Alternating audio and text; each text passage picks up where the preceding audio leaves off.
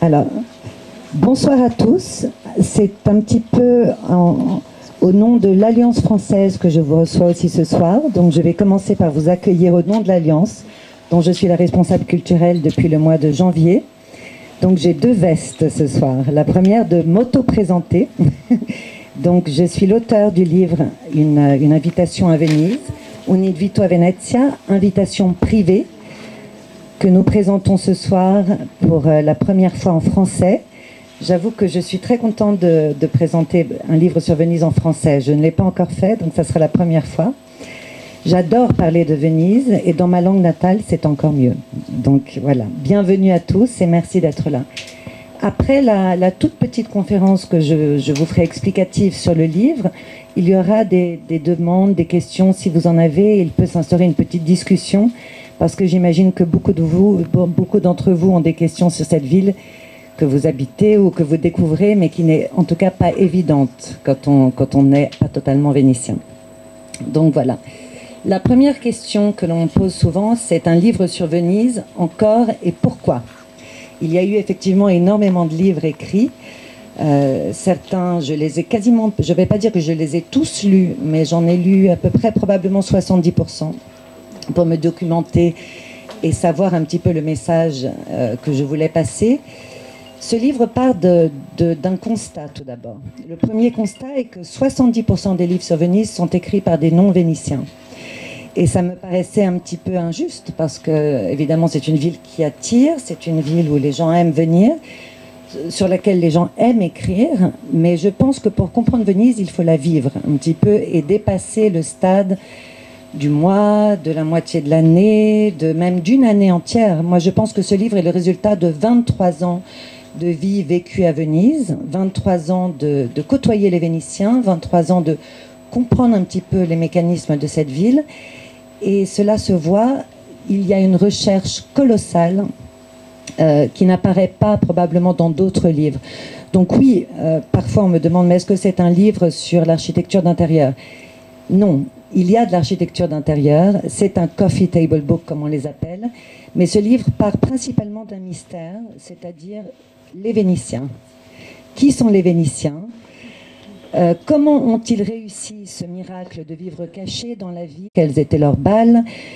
Qui étaient les hôtesses ou les grands personnages du siècle passé? Pourquoi est-ce qu'on n'entend pas parler d'eux? Pourquoi est-ce que ces trois noms reviennent tout le temps? D'où la première partie de mon livre. Je vais voir si ça marche. Oui, ça marche. Je commence par cette photo que j'ai trouvée dans un archive. La première partie du livre est une partie de recherche historique sur la vie vénitienne. Donc, c'est deux archives privées qui m'ont énormément aidé. Le premier est l'Archivio Arrivabene, de la famille Arrivabene. Le deuxième est l'Archivio Frigerio Zeno, dont vient cette photo. Je suis très, très attachée à cette photo parce que je l'appelle mon fantôme. C'est l'un des fantômes de Venise. Cet homme en photo s'appelait Tito Le Breton. C'était probablement le premier architecte d'intérieur vénitien, à l'époque où on n'avait pas encore d'architecte d'intérieur et ce n'était pas un métier. Cette photo, je l'ai cherchée et recherchée pendant des mois et même dire des semaines. C'est-à-dire que dès que vous rencontrez une Vénitienne, elle vous dira « Ah, mais bien évidemment, Tito le Breton », parce que les gens l'ont connu, s'en souviennent. Il a laissé des traces dans pas mal de palais vénitiens, mais je n'arrivais pas à trouver une seule photo. Donc je suis allée vers les personnes qui le connaissaient. À chaque fois que j'arrivais, on me disait « Ah, j'ai perdu mes photos », notamment ma belle-mère que j'ai vue arriver me disait « Ah, j'ai fait des photos, j'ai plein de photos, mais je ne les trouve pas ». Là, une première fois, une deuxième fois, une troisième fois. Au bout de la sixième fois, j'ai dû éliminer le chapitre sur Tito le Breton en me disant c'est impossible, je n'ai pas de traces dans les documents historiques, je n'ai pas de photos dans les archives, je n'ai pas de traces même sur Internet, donc je ne peux parler de ce premier décorateur d'intérieur.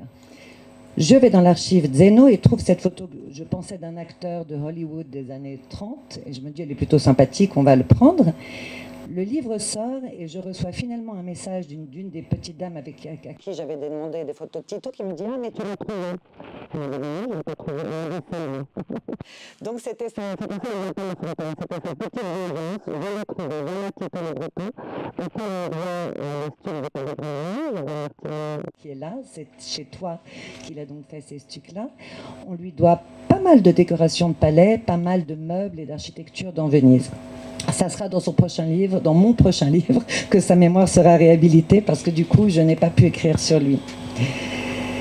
Alors, on commence par vous le reconnaissez sûrement, D'Annunzio, Gabriele D'Annunzio. Cette photo est pour vous expliquer à quel point je suis allée ouvrir les tiroirs vénitiens et rechercher un tout petit peu l'intimité des Vénitiens. C'est une lettre d'amour. C'est une lettre d'amour. C'est une lettre, vous m'entendez, voilà. C'est une lettre d'amour que D'Annunzio a écrite à l'une des très belles Vénitiennes de l'époque, Vera Arrivabene. Et vous avez à côté de ça sa maison, qui était la Casetta Rossa sur le Grand Canal, et sa déclaration où il explique cette image d'un non plus très jeune adolescent qui se serait tué pour vos yeux. Voilà, c'est un exemple de lettre d'amour du début du siècle. Vera Arrivabene la famille habite encore dans le palais Papadopoli. Elle était l'une des grandes beautés de la famille Arrivabene. Mon premier chapitre s'appelle 100 ans de beauté Arrivabene, parce que justement, elle a eu pendant 100 ans à chaque fois 2 sœurs absolument magnifiques, très belles. Là, on voit le mariage de l'une d'entre elles. Elle sort du palais Papadopoli pour rentrer dans sa gondole et aller se marier avec un cousin Visconti. Cette deuxième photo est exactement la même chose. 100 ans après, Vera Arrivabene, le même nom, le même prénom, sort du même palais et va épouser un descendant de Visconti dont la boucle est bouclée. Ceci pour vous montrer que la notion du temps vénitien est totalement relative. Il y a un écart de 100 ans entre ces 2 photos. Le même prénom, la même beauté, le même palais. On arrive encore à Venise à toucher le temps, à avoir cette espèce d'immensité qui nous permet de pouvoir rêver d'être il y a 100 ans en arrière. La même impression, je l'ai eue quand j'ai été chez la comtesse Zavalli, Lucia, qui descend du peintre Ettore Tito. Alors cette photo est une mauvaise photo, elle est beaucoup plus belle dans le livre, mais c'était pour vous montrer un détail d'un tableau peint par Ettore Tito. Tous les détails du tableau sont présents dans la pièce où la photo a été faite, c'est-à-dire que cette chaise que vous voyez là est dans le tableau, c'est la chaise que cette femme touche avec sa main, et quand vous voyez la photo dans son ensemble dans le livre, c'est exactement ce qu'il y a de représenté sur le tableau. La dynastie de peintres Tito, il y a eu plusieurs peintres, mais maintenant ce sont des femmes, Lucia et Matilde, représentent pour moi un petit peu les peintres du début du siècle à Venise. Les arts décoratifs, ils sortent de l'Académie des Beaux-Arts de Venise, ils ont fait eux aussi pas mal de palais, de soffitti, notamment dans le palais Volpi. C'était l'un des peintres très aimé et des Vénitiens même de son vivant, donc il me paraissait intéressant de prendre un nom qui n'est pas totalement connu. Vous aurez beaucoup d'inconnus dans mon livre, vous n'aurez pas totalement des inconnus pour les Vénitiens, mais en tout cas des inconnus pour nous Français. Et Ettore Tito fait partie de ces gens que j'ai découverts ici, dont je n'aurais eu absolument aucune idée avant d'arriver à Venise. Je saute un petit peu, donc le premier chapitre est sur la Vénitienne. On ne peut parler des Vénitiennes sans parler de ses accessoires. Là je parle des chaussures, les friulane, l'ordre des Caligères. Souvent dans Venise, vous trouvez ces petites traces de chaussures qui sont des sculptures. Quand il y avait un fabricant de chaussures, un réparateur de chaussures, l'ordre des Caligères était très important. Il nous en reste comme témoignage encore une énorme production Astra de chaussures que peu de gens connaissent en fait. Là, on arrive, je fais un petit saut, je ne vais pas vous raconter tout le livre page par page, mais juste ce qui, un petit peu, je voulais vous expliquer ce qui ne saute pas évidemment aux yeux quand vous le feuilletez. Là, nous sommes sur le chapitre sur les musiques de Venise. Cette photo est un petit montage, c'est-à-dire que c'est un livret de concert que j'ai trouvé dans l'archive Arrivabene, d'un concert qui s'est tenu à Polignac en 1920, dans le palais Polignac. Ça faisait partie des fameux concerts de Tantuini, de Vinaretta Singer. Ce palais, vous savez, a encore beaucoup de soirées musicales, de concerts, en honneur de cette Vinaretta Singer qui était un immense mécène pour le piano, pour les pianistes, pour les compositeurs français. Chez elle sont passés Fauré, Stravinsky. Non seulement elle avait l'avantage de les emmener à Venise et de les faire jouer, mais surtout elle commandait la primeur de leur musique. Donc elle a vraiment eu un très grand rôle dans la composition du début du siècle. Et cette Tantuini a aussi, là on avance un petit peu, dans le palais Polignac, vous pouvez trouver des traces d'autres musiciens célèbres comme ce divan. Ce divan totalement rond a appartenu à Richard Wagner. qui détestait les angles. C'est assez amusant de voir que son divan n'en a pas un seul. Il a réussi à tous les éliminer. Là, nous sommes dans un autre appartement où habitait Richard Wagner, où il a composé le premier mouvement, le troisième mouvement d'ailleurs, de Tristan et Iseult, inspiré par le son d'une chanson de musicien de gondolier qui était en bas de chez lui. Il est amusant de noter qu'il décrit vraiment très très bien ce salon rouge. Il est totalement influencé par ce salon rouge, par la couleur des murs.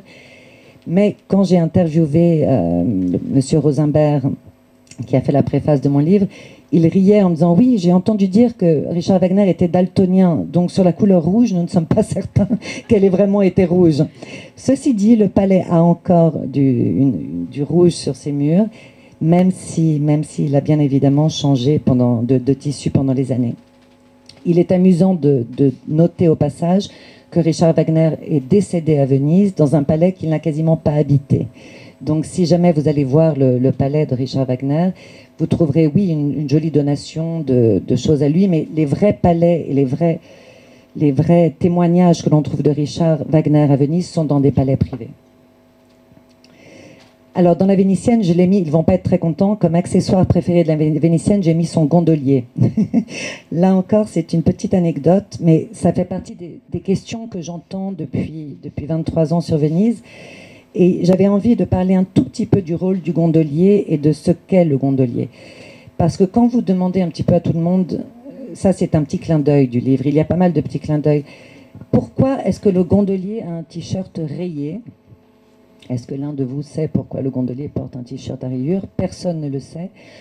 Pour la seule motif que c'est le cinéma qui a inventé le gondolier avec un t-shirt rayé. En 1954, Alberto Sordi, dans Venise, La Lune et moi, porte un t-shirt rayé. Et les gens ayant vu le film arrivent à Venise en disant « Mais c'est pourquoi est-ce que vous n'avez pas l'uniforme que porte Alberto Sordi ?» De là, les gondoliers se sont mis à porter des t-shirts rayés. Le gondolier était un gondolier de Casada. Il dépendait du palais pour lequel il travaillait. Donc, je vais dire que son uniforme était blanc, avec son chapeau. Et j'ai retrouvé dans les archives Zeno, par exemple, les télégrammes que certains Vénitiens écrivaient à leurs gondoliers, ainsi que des parties d'uniforme. Ce que vous voyez, ces petits détails argentés, ce sont des boutons d'uniforme ou des épaulettes d'uniforme aux armes des Zeno. Donc, chaque gondolier portait les armes du palais pour lequel il travaillait. Leurs échanges étaient par télégramme, en tout cas au début du siècle, et ils sont devenus des personnes tellement indispensables pour leur patron, que par exemple, celui qui a payé les funérailles de la Marchesa Casati était son gondolier. Quand elle est tombée dans l'anonymat total et la déchéance la plus grande, c'est donc son gondolier qui a permis son enterrement. Ici, vous voyez une photo de l'Archivio Arrivabene, où il y a, ça ne vous dira probablement rien au premier coup d'œil, une très jolie invitation à l'encre verte. Cette invitation, encore une fois, pour moi, représente le Graal. C'est-à-dire que trouver l'invitation à l'encre verte de la comtesse Morosini, à Nina Morosini, est quelque chose de très rare. Annina Morosini était la grande beauté du siècle passé, peut-être l'une des plus belles femmes du monde, comme l'ont décrit ces amoureux effrénés. Annina Morosini était aussi l'une des premières grandes coquettes, c'est-à-dire qu'elle avait des yeux verts absolument magnifiques. Donc ses invitations n'étaient écrites qu'à l'encre verte, comme la beauté de ses yeux, et personne dans Venise n'avait le droit d'utiliser cette encre sauf elle. Donc ça vous donne un petit peu l'état d'esprit du siècle dernier. Il y avait donc ces femmes, on l'appelait la dogaressa d'ailleurs, la dernière dogaressa, parce qu'elle recevait, elle avait des bals, elle recevait pour des bals masqués. Chaque fois pour le carnaval, elle avait un grand bal. Elle recevait aussi pour la Regata Storica, elle recevait pour le Redentore. C'était un petit peu les occasions vénitiennes de recevoir. Et tout le monde attendait avec impatience cette petite enveloppe verte pour pouvoir se déguiser. Alors ici, vous voyez quelques petits déguisements. Là, c'est un déguisement d'odalisque de, encore une fois, Vera Arrivabene. Il est intéressant de noter que les déguisements au siècle passé étaient faits par des peintres. Ce déguisement-là est fait par Brunelleschi. Il n'y avait pas encore les couturiers, il n'y avait pas encore Nicolai, comme pour ceux qui le connaissent. Donc, c'était des peintres qui s'attelaient à réaliser les costumes, et les très beaux costumes des Vénitiennes. Alors ici, on a une photo qui est très particulière et très chère à moi et à Martina qui est présente, c'est sa maman, Marjolie Lucarda, parce qu'on arrive donc à parler du bal Bestegui. C'est la photo de la maman de Martina. C'est un petit costume réalisé en France et je ne pensais pas qu'il existait dans Venise encore un témoignage du bal Bestegui présent, parce que comme vous l'avez peut-être vu dans les ventes aux enchères passées, les costumes du bal Bestegui partent à des prix absolument délirants chez Christie's ou Sotheby's et ils sont très très rares vu la date du bal et la qualité du bal. Donc quand Martina m'a dit mais mes parents étaient présents au bal des Bestegui, ça a tout de suite un petit peu, j'ai levé mes antennes, j'ai dit mais vraiment, mais est-ce que tu as encore peut-être l'invitation, peut-être des traces? Je ne pensais jamais trouver non seulement l'invitation, mais le costume, les bijoux et toutes les traces des parents de Martina. Martina, merci de m'avoir éclairé sur un des rares points de vue vénitiens lors du bal Bestegui, parce qu'on a vu lors de la présentation du livre sur le bal Bestegui, la liste des invités, il n'y avait effectivement pas beaucoup de Vénitiens. Donc Tony Lucarda et les parents de Martina étaient l'un des peu invités à ce bal-là, donc ce témoignage m'était d'autant plus précieux. Voilà, là vous avez d'autres petits costumes, des costumes orientalistes. On sait combien l'orientalisme est un thème cher à Venise. Il y a tout un chapitre dans le livre sur l'orientalisme dans les arts décoratifs. C'est un petit peu, encore une fois, Venise qui l'a inventé, l'orientalisme. C'est grâce à Marco Polo et sa description du monde de Cathay qu'en Europe se diffuse cette passion fulgurante pour une certaine idée de l'Orient, parfois pas très réaliste, mais toujours très amusante. Voilà, donc ça c'est... Là, ça c'est un autre petit clin d'œil.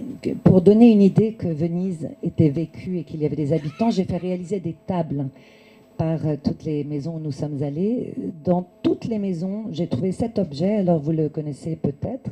C'est l'artichaut de Missialia. Missialia était un magasin qui était place Saint-Marc. C'est le cadeau de mariage par excellence que l'on reçoit si on se marie à Venise. Donc j'ai eu la chance d'en recevoir non pas un, mais deux. Mais il n'y a pas une table à Venise où je n'ai trouvé cet artichaut. C'est vraiment pour moi vraiment l'emblème du cadeau vénitien, l'emblème du cadeau de mariage et l'emblème d'une excellence d'argentier, d'argenterie absolument unique. Alors c'est dommage, le magasin a fermé, mais on peut encore trouver le carciofo Missialia, soit sur rendez-vous, soit en faisant les ventes aux enchères. Après ça, d'autres petits clins d'œil, Daisy Fellows, on revient au Palais Polignac. Ça, c'est un chapitre sur les personnes qui ont laissé leurs traces dans les murs des palais. Je ne l'appellerai pas les grandes égocentriques parce que ce n'était pas de l'égocentrisme, mais par exemple Daisy Fellows, l'une des femmes les plus belles, les plus raffinées du siècle dernier, avait une salle de bain faite de Daisy, de Marguerite, en hommage à son nom. Ici, nous avons une autre femme sud-africaine qui a trouvé très amusant de refaire les tableaux de sa maison, qui est dans un style un petit peu antique, mais d'y cacher les signes du XXe siècle. Donc si vous avez regardé la photo d'un peu plus près, vous allez y découvrir soit des valises, soit des iPhones. Tout ça, si on fait une lecture assez rapide du livre, on ne le voit pas. C'est pour ça que je vous explique, je m'attarde un tout petit peu sur ces photos pour que vous les découvriez.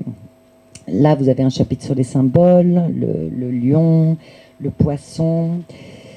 Et nous arrivons enfin, peut-être pour vous, au chapitre 2.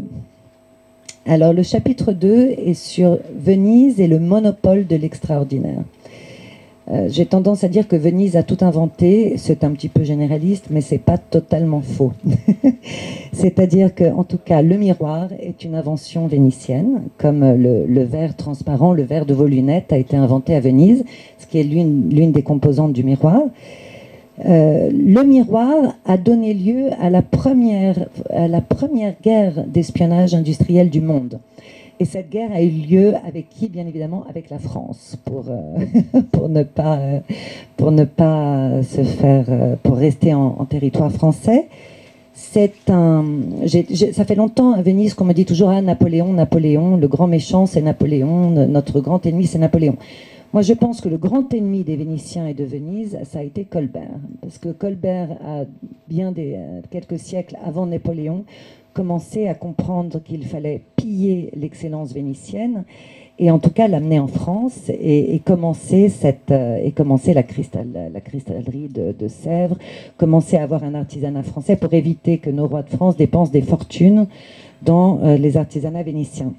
Notamment le miroir, j'ai retrouvé une facture assez importante, parce qu'il faut imaginer que le miroir coûtait comme un tableau à l'époque. C'était quelque chose d'absolument extraordinaire, un bien de luxe maximum, et le roi de France, Louis XIV, en était extrêmement friand. Et donc, Colbert, à un certain moment, n'a plus pu payer ses factures des Vénitiens, des artisans vénitiens. Donc il a commencé une vraie guerre. J'espère que quelqu'un en fera un film d'espionnage industriel qui passe. Il y a absolument tous les ingrédients d'un bon film. Il y a du poison, il y a des kidnappings, il y a de l'argent, il y a des meurtres, beaucoup de meurtres.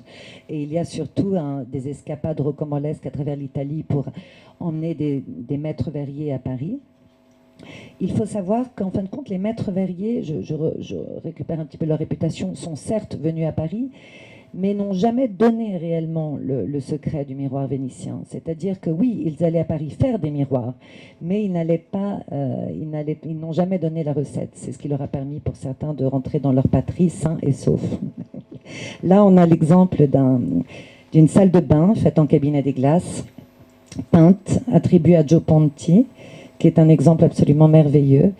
Ici, vous avez une specchiera. Alors, je ne prends que ce que j'estime le plus extraordinaire dans Venise, pour illustrer un petit peu ses propos.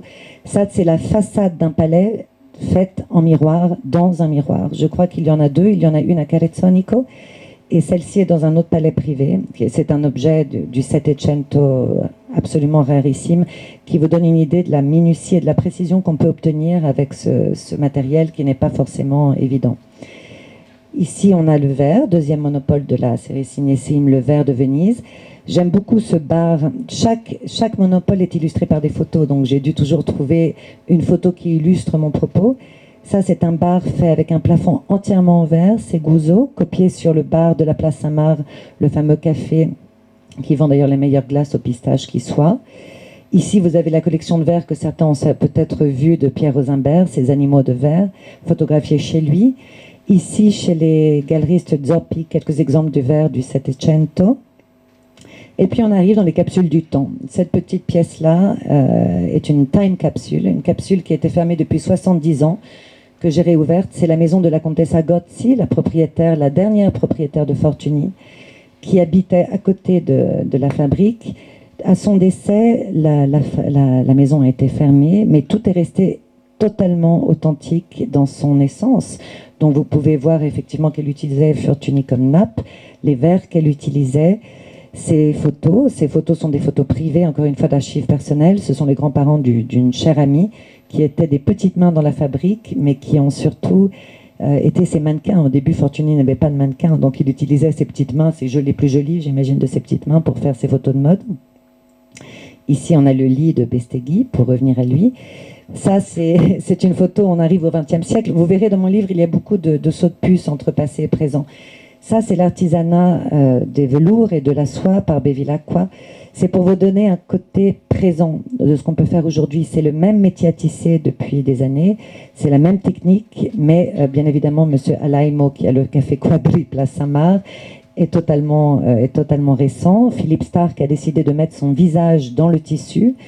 Et c'est pour vous montrer les prouesses de technique que les artisans peuvent faire, même avec du tissu. Ici, vous avez la dentelle, dont on ne peut pas parler de tissu à Venise sans parler de dentelle, autre monopole de Burano. Cette table aurait pu être la table du Doge Zen il y a 300, 400 ans. Tout est authentique, des verres à la nappe, au couvert, à sa robe de baptême. Ça fait partie un petit peu des trésors qu'il y a dans les armoires vénitiennes. Je crois que personne n'a jamais vu ça, en fait. C'est ce qui rend un petit peu incroyable ce livre, et c'est ce qui rend la sidération de qui ouvre ces pages, c'est de voir, mais comment est-ce que tu as pu trouver? Mais je savais que Venise avait des trésors. On ne peut pas vivre dans une ville extraordinaire sans avoir encore touché l'extraordinaire dans les placards. Là, vous avez la céramique. Peu de personnes savent que Venise faisait de la céramique et en importait et en exportait. Ça, c'est la céramique San Polo, parce qu'elle était à San Polo, Campo San Polo jusqu'aux années 70. Une céramique très moderne et qu'on trouve encore d'ailleurs dans les petits marchés aux puces. Mais c'est un autre des aspects méconnus de Venise, c'est son amour pour la céramique. Et on arrive au troisième chapitre. Le chapitre, c'est continuer l'extraordinaire. Comment peut-on continuer l'extraordinaire aujourd'hui? Cette photo, au premier abord, ne vous dira rien, sauf que peut-être du verre, peut-être de la dentelle. Cette photo est la dernière table des dernières biennales des arts décoratifs à Venise en 1972. Donc ce sont des objets de musée que j'ai d'ailleurs sortis d'un musée. Très gentiment, Marino Barovière me les a placés pour qu'on puisse les photographier. Qu'est-ce qui, après Colbert, a détruit les artisanats de Venise? C'est aussi la fin de la Biennale des arts décoratifs. C'est-à-dire que jusqu'en 1972, il y avait une vraie collaboration entre artisans, maîtres verriers, maîtres de dentelle, artistes et architectes. Le fait d'avoir j'ai posé la question à beaucoup de personnes, pourquoi est-ce qu'elle s'est arrêtée? La réponse la plus globale est, ce n'était plus la mode. Donc on a arrêté la Biennale par question de mode. Ça finit totalement l'entreprise de Burano et de la dentelle et ça a donné un vrai coup de semonce à Murano. Donc ma lutte et mon conseil serait de reprendre cette collaboration avec les artistes, les architectes, les interior designers, comme on les appelle, et surtout les artistes, pour pouvoir redonner un nouveau souffle à Murano et à Burano, parce que cette excellence ne doit pas se terminer, surtout avec les problèmes qu'elle a de gaz et de prix et de transmission du savoir actuel. La troisième partie se termine, ceci dit, sur une note positive. Cette note positive, ce sont les habitants de Venise, les anciens habitants, les nouveaux habitants, parmi eux des Français, des talents absolument incroyables. Ici, encore une fois, mais c'est une notion de temps, la petite fille de Peggy Guggenheim, qui a choisi de revenir vivre à Venise et de diriger la fondation de sa grand-mère, son mari qui est artiste. Parce que le troisième chapitre parle d'artistes. C'est à mon avis à eux, aux artistes, aux écrivains, aux architectes. Je fais une catégorie assez générale. Tous ceux qui sont dans la création que l'on doit la survie de Venise et la survie de l'extraordinaire. C'est par eux, et j'en vois un par exemple ici ce soir, Roger de Montebello, que vous connaissez sûrement, qui a choisi Venise comme sa ville, que l'on doit de maintenir l'extraordinaire vénitien. Voilà, j'ai terminé cette petite présentation. J'espère qu'elle vous a plu. Et si vous avez des questions, je suis là.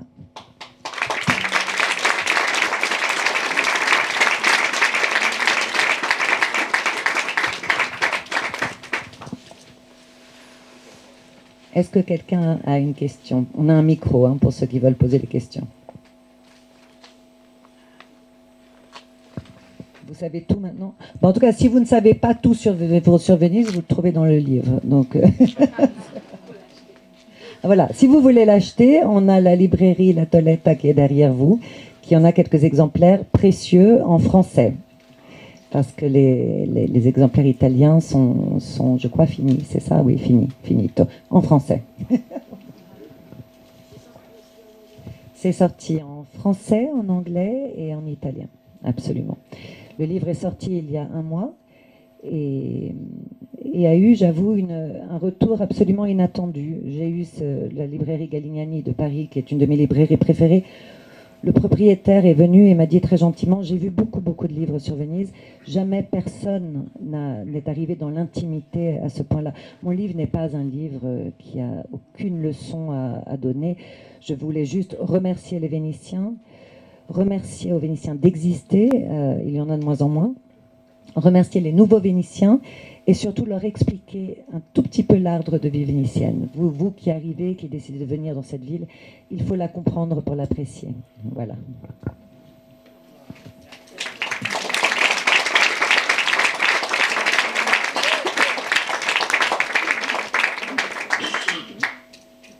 Pas de questions. Siete o addormentati o intimiditi? Spero intimiditi.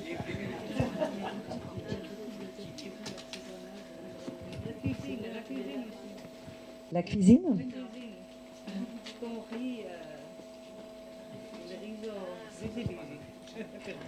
Alors, je suis une piètre cuisinière, surtout quand je vois les yeux de Pierre Higonnet, qui est un excellent cuisinier là sur ma droite.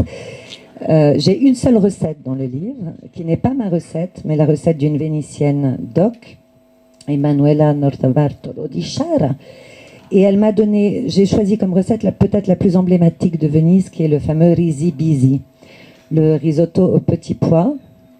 Alors non, j'ai pas de photo, elle est dans le livre et la recette est dans le livre.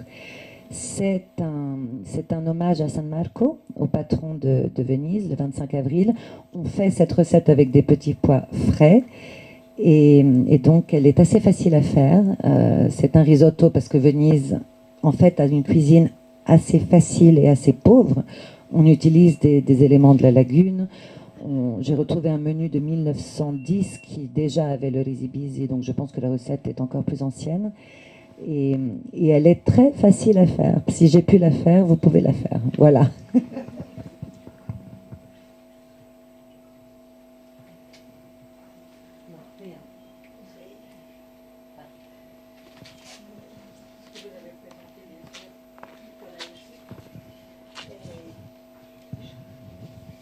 Il faut quand même dire que c'est la Venise du bon côté du Manche.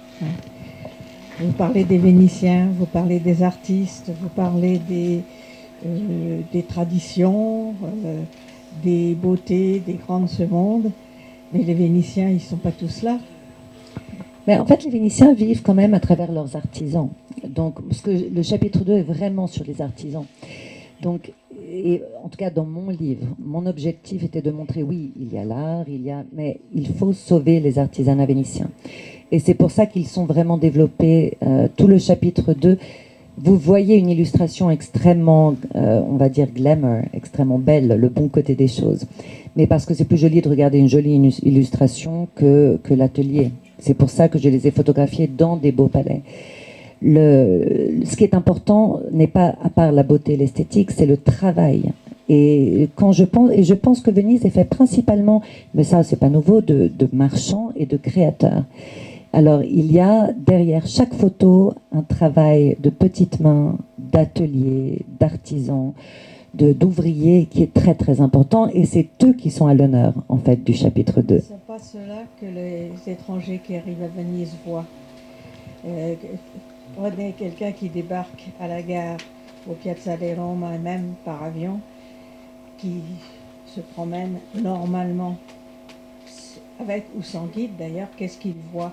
Il voit porte à porte, il voit, c'est vrai, des tas de verreries, des bonnes et des moins bonnes, mais il ne voit pas ces petites mains dont vous parlez. C'est pour ça que je disais que c'est le plus grand mystère qui soit, c'est vivre caché sous les yeux du monde entier. Ceci dit, je pense qu'on peut voir les deux aspects de Venise. Moi, j'avoue que c'est pour ça que je parle autant des Vénitiens. J'ai découvert Venise comme étudiante, en voyage d'école. J'ai vu une Venise que je ne retrouve pas aujourd'hui, c'est-à-dire la Venise des écoles, des groupes, des queues. Le fait de connaître cette Venise-là, je ne l'aurais jamais connue si je n'avais pas épousé un Vénitien, je pense. Et c'était celle-là que je voulais faire partager parce qu'effectivement, on ne la voit pas, on ne la connaît pas. D'où l'intérêt d'en faire un livre et l'intérêt de vous la partager. Parce qu'effectivement, il faut connaître des Vénitiens pour déjà découvrir Venise par bateau, qui à mon avis pour moi est l'une des plus belles Venises qui soit. Et c'est absolument merveilleux, voir Venise par ces chemins d'eau ou voir Venise à pied, ce sont deux Venises totalement différentes. Ou ne serait-ce que suivre un Vénitien dans les raccourcis qu'il prend, ils ne prennent jamais les mêmes routes que les groupes, ou le groupe que je prenais moi avec mon groupe d'école. Donc suivre les Vénitiens, à mon avis, est la voie indispensable pour découvrir la belle Venise, la jolie Venise. Ah ben bravo. Les parallèles sont nombreux. Je les connais. Je les connais même mieux que mon mari, je dois dire, parce que j'ai beaucoup plus de temps pour moi pour marcher, pour me promener, que lui qui travaillait. Mais c'est plus à Venise non plus. Oui, alors ça. Après-demain, il s'en va. Oui, oui. Alors je pense qu'il partage cette opinion avec mon mari. Les vrais Vénitiens ont beaucoup de mal à retrouver Venise. C'est vrai. Ce n'est plus la Venise qu'ils ont connue, en tout cas 6 mois par an. Ce n'est plus la Venise que j'ai connue depuis 20 ans. C'est un aspect, et c'est pour ça que je reviens à mon livre, hein, parce qu'on est là pour ça. Hélas, je ne suis pas encore maire de Venise, même si peut-être un jour je le serai. Mais Je pense qu'il faut absolument garder dans un écrin très précieux l'état où la ville est maintenant. Aujourd'hui, il existe encore des maîtres du verre. Aujourd'hui, il existe encore des Vénitiens. Aujourd'hui, il existe encore des gens amoureux de Venise. C'est un petit peu le but de mettre, d'encapsuler, de faire une espèce de bouteille à la lagune, pas à la mer, de tout ce que Venise a d'excellent aujourd'hui. Dans 20 ans, si je refais un livre sur Venise, il y aura probablement beaucoup de choses qui auront changé, j'espère en mieux. Beaucoup de Vénitiens qui seront partis, comme votre mari, peut-être comme le mien. Est-ce que tu veux dire en tant que Vénitien quelque chose, Giovanni? Qu'est-ce que tu réponds? Est-ce que c'est la Venise que tu connais? Questa? Sì. Beh, ben diversa da quella di 30 anni fa. Irriconoscibile, però direi che sotto la coltre di fumo del partito dei turisti, delle navi, che non sono più... En français. Ah, oui, excusez-moi. Oui, je la reconnais plus cette ville parce que moi j'habite ici depuis toujours. Mais c'est vrai qu'il y a une vraie vie cachée. Et il y a encore, ça existe. Et moi je suis très fier de ce qu'elle a fait ma femme parce qu'elle a redécouvert, pas découvert, mais elle a, comment on dit, enlevé le film, la poussière sur des trésors que nous avons vraiment. Et donc je suis fier d'être vénitien, je suis fier de cette tradition, de cette histoire, et il ne faut pas oublier. Parce que si on oublie, si on commence à oublier, c'est vrai que les Vénitiens vont partir. Et on est vraiment borderline maintenant, je crois. Donc merci chérie d'avoir écrit le livre. Bravo.